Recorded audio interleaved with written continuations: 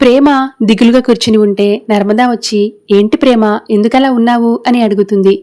ఏమోలే అక్క, ఎన్నెన్నో అనుకుంటాం, అన్నీ అవుతాయా ఏంటి?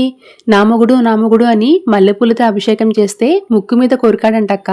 నా పరిస్థితి కూడా అలానే ఉంది అని అంటుంది ప్రేమ. సర్లే, నీ వేదాంతానికి కారణం ఏంటో చెప్పు అని నర్మదా అడిగేసరికి, అదే అక్క, ధీరజ్ కారు కొనడం కోసం నేను యుద్ధాలు చేస్తే వాడు కారు కొన్నప్పుడు ఫస్ట్ ఎవరిని ఎక్కించుకోవాలి? నన్నే కదా. వాడి హ్యాపీనెస్ని నాతోనే షేర్ చేసుకోవాలి కదా. కానీ వాడు నన్ను పక్కన పెట్టేసి వాళ్ళ అమ్మ నాన్ని ఎక్కించుకున్నాడు అని తెగ ఫీల్ అవుతూ ఉంటుంది ప్రేమ. దాంతో నర్మద, చూడు ప్రేమ, ఎవరికైనా ఫస్ట్ ప్రియారిటీ అమ్మే కదా, అది నువ్వు అర్థం చేసుకోవాలి అని అంటుంది. కనీసం తర్వాతైనా తీసుకుని వెళ్ళాలి కదక్కా, నేను వాడి కోసం అంత ఆరాటపడితే వాడేమో మొత్తం గాలి తీసేశాడు అని అంటూ ఉంటుంది ప్రేమ. ఏమో, ఏమైనా స్పెషల్ సర్ప్రైజ్ ప్లాన్ చేశాడేమో అని నర్మద అంటూ ఉంటే, అబ్బో నా మొహానికి సర్ప్రైజులు కూడానా? మంచినీటికి గతిలేదు కానీ బాదం పాలు ఇప్పిస్తానన్నాడంట, నువ్వు చెప్పింది కూడా ఇలానే ఉంది అని అంటూ ఉంటుంది ప్రేమ.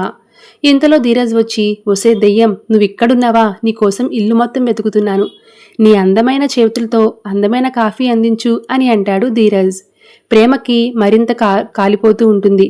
మా కాఫీ ఏం తాగుతారులే సార్, మీరు కారుంది కదా, నువ్వు మీ అమ్మ కారేసుకుని వంటగదిలోకి వెళ్ళి కాఫీ పెట్టుకుని తాగండి, కారు ఎక్కించుకోవడానికి పనికిరాను కానీ కాఫీ పెట్టాలంట కాఫీ అంటూ విసుక్కుంటూ ఉంటుంది ప్రేమ. ఇక ధీరజ్ని తోసేసి అక్కడి నుంచి వెళ్ళిపోతుంది. ఒసే, ఎక్కడికే, మనం బయటికి వెళ్ళాలి అని ధీరజ్ అనేసరికి, మేమేం వస్తాంలే బాబు బయటికి, కారుంది కదా, మీ అమ్మా నాన్నని ఎక్కించుకుని వెళ్ళండి, కారు ఎక్కించుకోవడానికి పనికిరాని కానీ వీడి అవసరాలకు మాత్రం పనికొస్తానట అంటూ చిరుబురులాటితో లోపలికి వెళ్ళిపోతుంది ప్రేమ. Thank you so much for watching.